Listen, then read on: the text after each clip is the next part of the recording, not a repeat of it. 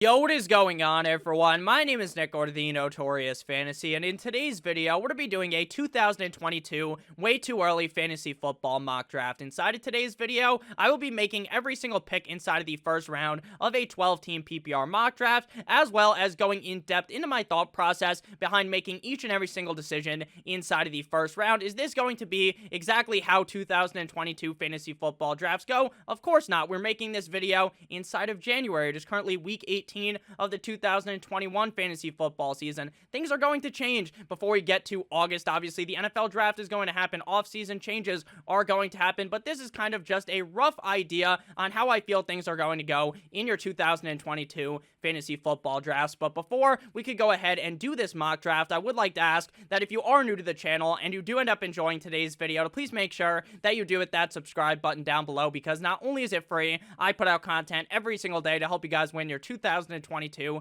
fantasy football championship. And while you're down there, whether you are new to the channel or not, please make sure that you hit that like button down below to help boost this video up the algorithm so that more beautiful people like yourself can see today's video. I would also like to ask if you guys are on Twitter and would like to follow me on there, to please do so at Notorious FNTSY. So without further ado, let's get into my 2022 way too early fantasy football mock draft. Now, before we even get into things, I would like to ask down below in the comment section if you guys could put down below who is going to be your number one overall pick in your 2022 fantasy football drafts based upon what you know right now. Because last year, basically everyone and their mother was taking Christian McCaffrey at number one overall. It was basically a foregone conclusion if you were the number one overall pick that you should be taking Christian McCaffrey, and that's what happened in 99% of drafts. In every single draft I was in that was just a one quarterback, normal, PPR, half PPR standard league, Christian McCaffrey was the pick every single time.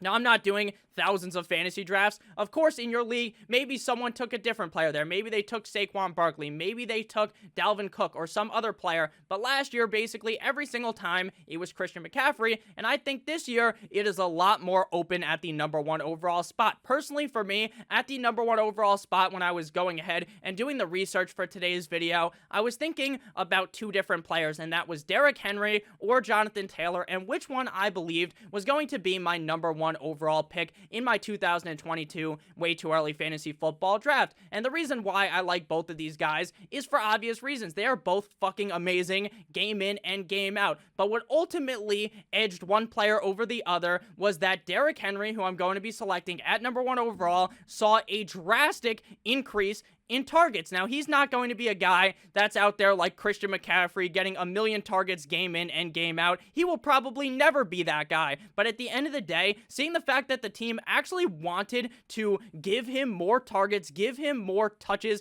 outside of just handing him the ball, made me very convinced that Derrick Henry is going to just get force-fed the rock next season. This year, he only ended up playing in 8 games, obviously, because he did end up suffering an injury. There is potential that he ends up playing this week in week number 18. Do I really think they're going to force him out there? Probably not, right? I highly doubt that's going to happen, but we will be seeing more of Derrick Henry in the 2021 NFL playoffs. So last year, he plays in 8 games, has 219 rushes for 937 yards and 10 touchdowns. In just 8 games, this man had 937 yards. If he plays in 16, 17 games, this guy could have easily gotten 2,000 fucking rushing yards. Just imagine 2,000 rushing yards. Now, I understand that, again, in a PPR league, which this mock draft is, he's not going to get a huge bonus for getting receptions. He had 18 receptions on 20 targets. But in my opinion, that is just way better than what I expected. If he had 40 targets on the year, that's really good for Derrick Henry. He turned those receptions into 154 receiving yards. He finished as the number one overall running back in PPR from a points per game perspective with 24.2 points per game. In fantasy football, when we're doing this analysis in the offseason, I don't really like to look at the number of, what running back was Derrick Henry at the end of the season. I like to look at the points per game number, because that's what really tells the tale of how good Derrick Henry was. Because when this man was on the field, he was damn near fucking unstoppable every single game. I think in 2022, a lot of people will be taking Derrick Henry over number one overall, and that's where I will be looking in this mock draft. Next up, we move to the number 2 overall pick, and I already basically spoiled the pick because I was between Derrick Henry and Jonathan Taylor to be the number 1 overall pick. So here it is going to be Jonathan Taylor. Now, Jonathan Taylor was a player I was somewhat iffy on for the beginning of the 2021 fantasy football season, and it had absolutely nothing to do with the actual player Jonathan Taylor, because as we all know, he is one of the best running backs in the NFL. The reason why I was a bit worried was because fucking Carson Wentz was hurt, as well as a big part of this offensive line was banged up, and I thought, what could you do with Jonathan Taylor the first potential 3, 4, 5 games without Carson Wentz and without the offensive line? I thought things could go sideways for Jonathan Taylor, but then as we got closer and closer to the 2021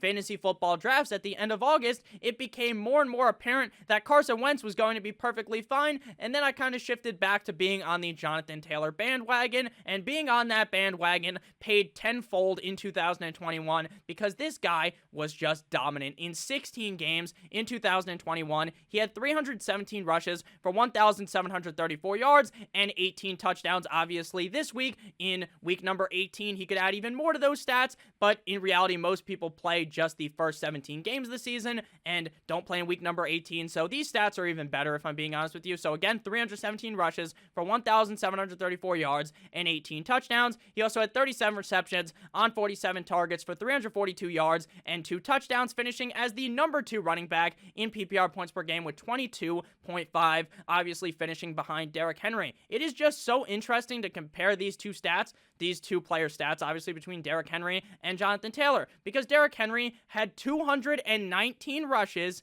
in just 8 games. In 16 games, Jonathan Taylor had 317 rushes, so not even over 100 more over 8 more games than Derrick Henry had. So if Derrick Henry was healthy, this motherfucker might have had 440 rushes on the season. So that's why I'm just so confident with picking him number 1 overall this year. And that's not meant to discredit Jonathan Taylor, to make it seem like, oh, Jonathan Taylor is some type of useless guy that, oh, I wouldn't want to pick him number 1 overall. Because I think if you're doing multiple drafts and you're sitting there number 1 overall, I think half the time I'd take Derrick Henry and the other half the time I would take Jonathan Taylor. I am very interested in Jonathan Taylor in 2022. The Indianapolis Colts team really surprised me with how good Carson Wentz even looked this season. Again, he's far from the number 1 overall quarterback in the NFL. He's not amazing, but he's a lot better than I thought he would be. So Jonathan Taylor, I think, is in very good hands in 2022 as the number 2 overall pick. So I will confidently take him there at the number 2 overall pick. Now, the biggest question comes in is, when do we start to look towards the wide receiver position, and will there be a tight end picked inside of the first round? Now, I will spoil it. Inside the first round, I do not take a single tight end. And the reason behind this is because we saw it this year. Kelsey, Darren Waller, George Kittle. Those are 3 players that I think will be taken relatively high again in 2022, but in my opinion, I just don't see a reason this year to take any of them inside the first round. The other question I have, I don't even remember if I mentioned it, is when do you take a wide receiver? Because if you guys remember last year, if you were in a 12-team draft, basically the whole first round is just bombarded by the running back position. There may be 2 or 3 wide receivers taken inside the first round. So with how well Cooper Kupp played, is there a way that he could sneak into the top 5 of your draft? There definitely is a way that that happens, but in my opinion, I really do look to load up on that running back position early. I like to get that workhorse running back, which is exactly what Derrick Henry and Jonathan Taylor are, and what the number 3 running back is in a way. He's not necessarily a typical workhorse running back, but my number 3 overall pick will be Austin Ekeler, running back of the LA Chargers. Now, I will say that he is not technically a workhorse running back because he is not going to be seeing anywhere near close to the amount of rushes that Jonathan Taylor or Derrick Henry would be seeing on a normal season, but he makes up with that, with the fact that he's not rushing the ball as much, with the fact that he is going to be seeing so many targets game in and game out. In 2021, Austin Ekeler played in 15 games, having 190 rushes for 847 yards and 11 touchdowns. Those are great statistics, but what really kind of is the moneymaker for Austin Ekeler is those receptions, is those targets. 65 receptions on 82 targets for 612 yards and 7 receiving touchdowns, finishing as the running back number 3 in PPR points per game with 21. Austin Ekeler was a running back that I was very high on in 2019. I was banging the drum aggressively for Austin Ekeler because I thought he was in a great situation in LA. Once Melvin Gordon left, it seemed like everything was going to be all sunshine for Austin Ekeler, but then he ends up getting hurt in 2021, or 2020. That happened in 2021. Last year, I wasn't as ambitious on Austin Ekeler Ekeler, but I really liked him. This year, I am going to be banging the drum yet again, just like I did in 2020, aggressively for Austin Ekeler, because this receiving upside, especially in a half PPR and full PPR league, is just amazing. And we saw this season, even when Justin Herbert the pervert wasn't having an amazing day, even when Keenan Allen wasn't playing great, Mike Williams wasn't playing great, there was one guy that was kind of just immune to the fact that the Chargers offense wasn't humming at an amazing rate, and that was Austin Ekeler. He is a key focal point in this offense, and I believe in 2022, he could easily be the #1 overall running back at the end of the year. So Austin Ekeler will be my #3 overall pick in my 2022 fantasy football mock draft. But before we pivot into the 4th player I will be selecting, I would like to ask, if you have ended up enjoying thus far, please make sure you hit that like button as well as hitting that subscribe button. So at number 4, we are going to go with Dalvin Cook, running back of the Minnesota Vikings. Now, when it comes to Dalvin Cook, you basically just have to understand that this guy is going to be missing some games throughout the season. It happens every single year of his career. He has yet to finish a season playing in all 16, now 17 games. Last year, he played in 12 games, having 235 rushes for 1,080 yards and 6 rushing touchdowns. He also had 33 receptions on 48 targets for 221 yards, finishing as the running back number 10 in PPR points per game with 16.4. Now, this Minnesota Vikings offense is going to look a lot different in 2022 when compared to 2021. I believe that their head coach is going to get fired. I believe that it seems pretty unlikely at this point that Mr. You Like That Kirk Cousins is going to be the starting quarterback of the Minnesota Vikings. So this is one of the reasons why at the beginning of the video I explained that shit is going to change. Things are going to change from January to August. If the quarterback situation there in Minnesota is looking weird, if this looks like this is going to be a dumpster fire of a team, then maybe I pivot away from Dalvin Cook. But even with the changes potentially at the quarterback position, even with the head coaching change, I still think Dalvin Cook is going to be amazing. You just have to discount him in the draft. You take him number 4 overall because you have to recognize that this motherfucker is not going to play 16 or 17 games. He's just not going to do that. It seems very unlikely. It just doesn't seem very probable because of the fact that he constantly gets banged up. Now, again, am I a doctor? No, I'm just as much of a doctor as fucking Johnny Sins that you can watch on the hub. But at the end of the day, I'm still pretty comfortable drafting Dalvin Cook at 4. You just have to understand that he's probably going to be missing some games. At number 5, we move to Alvin Kamara, running back of the New Orleans Saints. Now, at number 5, right here, is when I would start to potentially think about Cooper Kupp, just because of how fucking unstoppable Cooper Kupp is with Matthew Stafford under center. Him and Matthew Stafford's breakfast have just lifted this man up into superstardom. We are going to be talking about Cooper Kupp very soon, so I'm not going to go ahead and tell you just how great the guy is, even though you already know this man is so fucking good. So at number 5, we're going to go with Alvin Kamara. Just like with Minnesota Vikings running back Dalvin Cook, there is going to be probably a lot of changes in New Orleans, especially coming at the quarterback position. I do not believe that Taysom Hill is the answer. I think famous Jameis Eat a W Winston could be the answer, but is that set in stone right now? Of course not.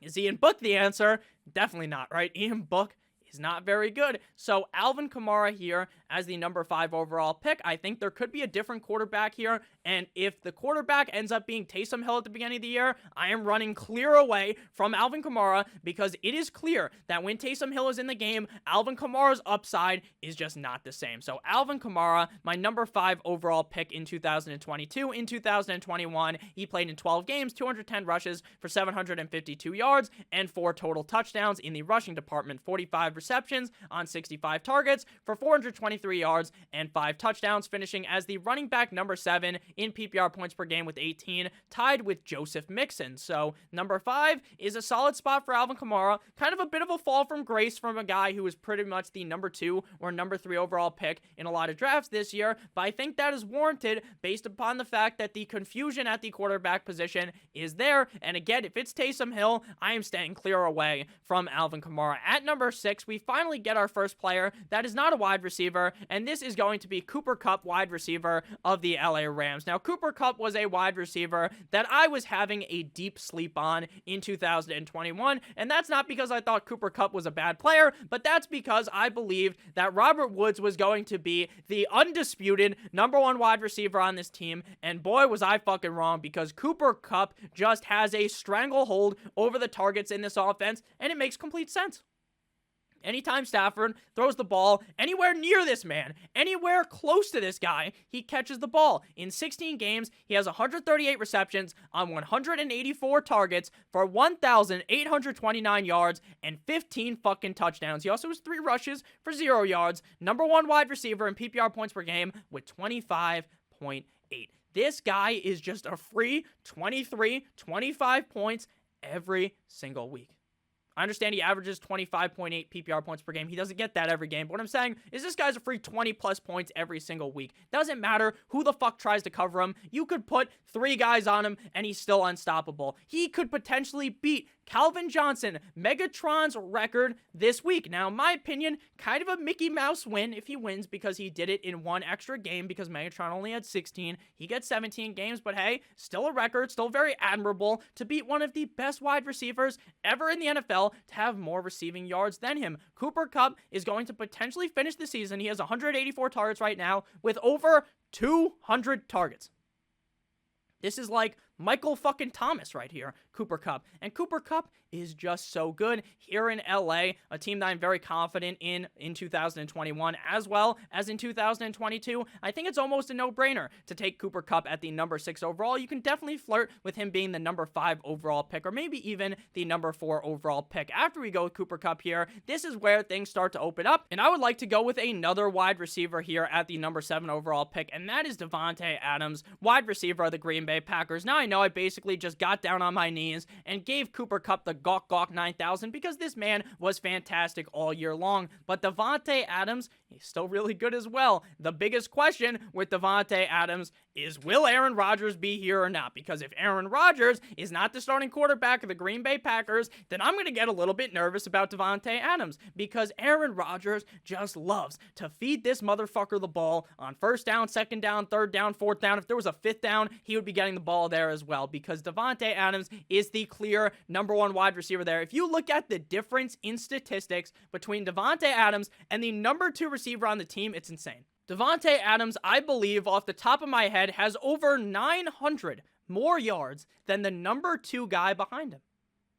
This offense is a funnel to Davante Adams. Aaron Rodgers is not just going to fall off in 2022. Now, could he fly away and go to some different team? 100%. I am not ruling that out at all, but I also wouldn't be surprised if he's back in Green Bay. Really depends on what happens. Do they win the Super Bowl or do they get knocked off in the NFC Championship like they usually do? That's definitely up in the air. So again, back to his stats. 15 games, 117 receptions on 162 targets for 1,498 yards and 11 total tugs, as well as being the number 2 wide receiver in PPR points per game with 22.2. Davante Adams was basically the unanimous number 1 wide receiver going into 2021 fantasy football drafts. I didn't really see anyone getting cute and taking people ahead of him, but it definitely did happen. Some people may have wanted to go ahead and elect to take Tyreek Hill or Stephon Diggs, and at that time in the offseason, I probably wouldn't have judged you for doing that.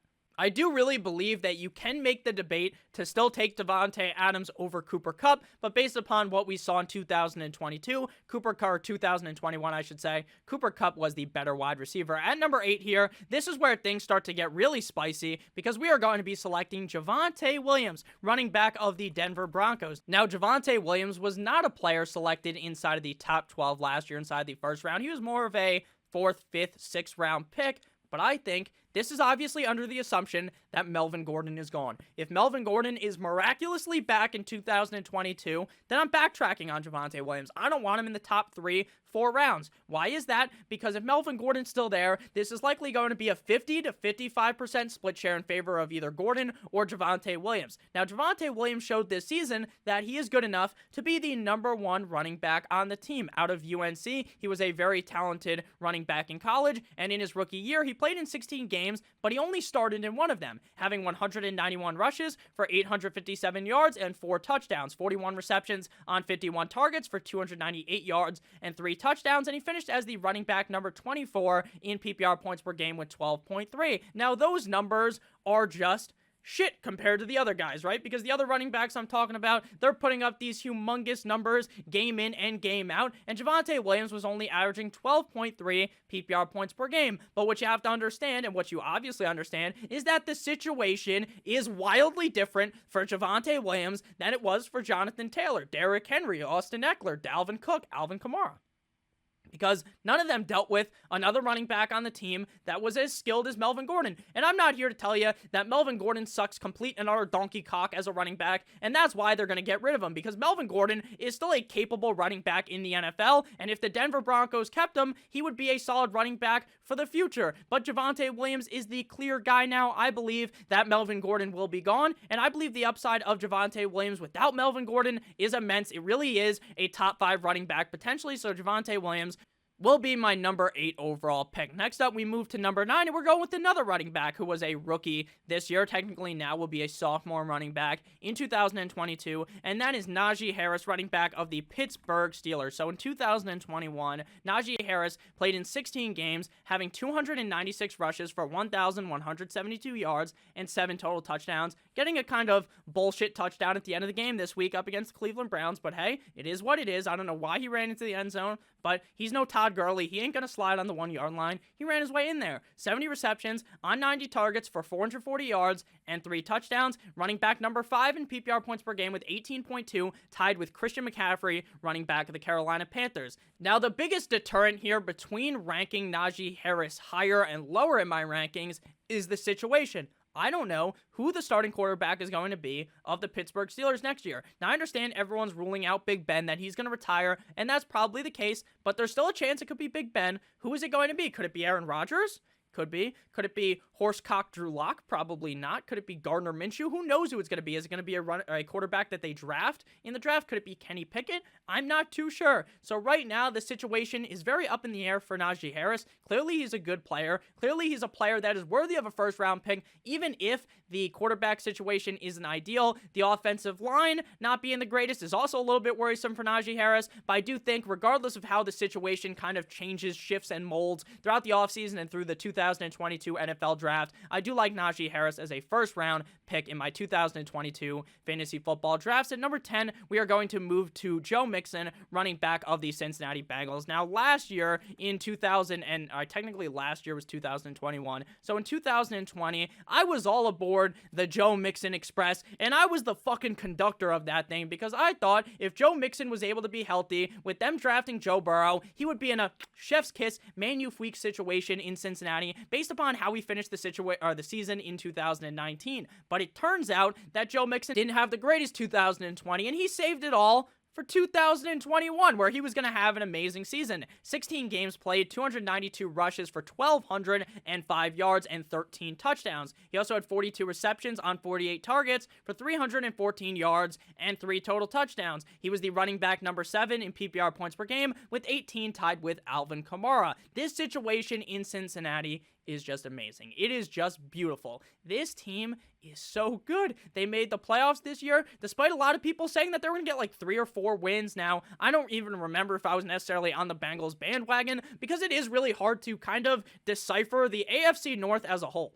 But Joe Shiesty, Joe Burrow, was amazing, and I think that in 2022, things are going to get even better for Joe Mixon and the Cincinnati Bengals. Now, he's going to have down games when Joe Burrow is just slinging the rock a million times, putting up a humongous score, where Jamar Chase, Higgins, Tyler Boyd, they're all eating, and that's all fine and dandy, right? Every running back has a couple of down games, but here, the situation is just too good in Cincinnati for Joe Mixon to not be a first-round pick in 2022. At pick number 11, we're going back to Cincinnati with the player we just talked about. We're going with Jamar Chase, wide receiver of the Cincinnati Bengals. Now, I was basically anti-Jamar Chase in 2021, and I was adamantly wrong about that, because I really thought that the fact that this guy couldn't see an NFL football, like he said, the fact that he sucked complete and utter donkey cock in preseason, wasn't good in training camp, everything was pointing towards maybe it takes 5, 6, 7, 8, 9, 10 games until Joe Burrow gets into NFL shape. Or not that he wasn't in NFL shape, right? but more in the way that I thought he would potentially struggle for the first couple of games of his career. And there's nothing wrong with that. His rookie season, not having the greatest of years,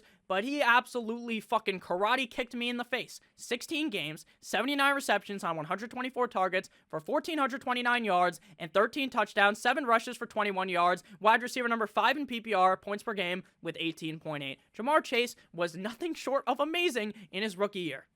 And with how good Joe Burrow looks, I think it is basically inevitable that Ja'Marr Chase ends up being a first-round wide receiver. But Nick, where's Tyreek Hill? Where's Deebo Samuel? Where's Stephon Diggs? Where are all these other guys? They're not in the first round. Could they be drafted in the first round? Yes. This is just a preliminary look at it from January 5th of 2022. Things are going to change, obviously, by the time you are in August. If you disagree with this, you want to tell me, oh, you should have picked this guy there, this guy there, this guy's not a first-round pick, this guy should be a first-round pick, then let me know in the comments. It's always fun to talk about that stuff. So the final player we're going to be taking at number 12 overall, you're probably thinking, Nick, where's Christian McCaffrey? He's going to be the number 12 overall pick. Now, I understand, in basically every single draft, he's never going to go at this spot. People are going to take him way earlier than this. But he just continues to get hurt, and I'm just not comfortable taking him higher than this. I just really am not. Like, I think that when this guy's healthy, he's going to be a top 5 running back in fantasy football. 7 games this year, 99 rushes, 442 yards, 1 touchdown, 37 receptions on 41 targets for 343 yards and a touchdown, finishing as the running back number 5 in PPR points per game with 18.2, tied with Najee Harris. If we go ahead and pull up his player card, you can see that the guy just keeps getting banged up. He played in 7 games this year,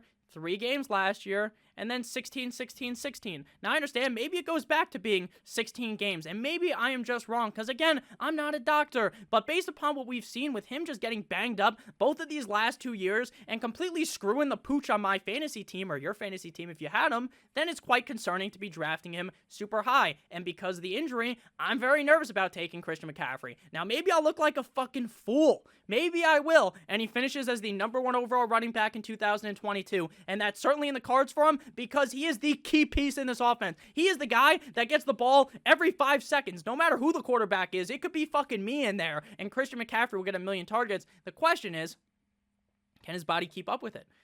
And that's where we're sitting right now, and that's why I'm confused. So let me know down below what you guys think about Christian McCaffrey, what you guys think about this first round as a whole. I love all of you guys. I hope you ended up enjoying. If you did, make sure to hit that like button as well as that subscribe button. I hope you guys have a great rest of your guys' day, and as always, good boy.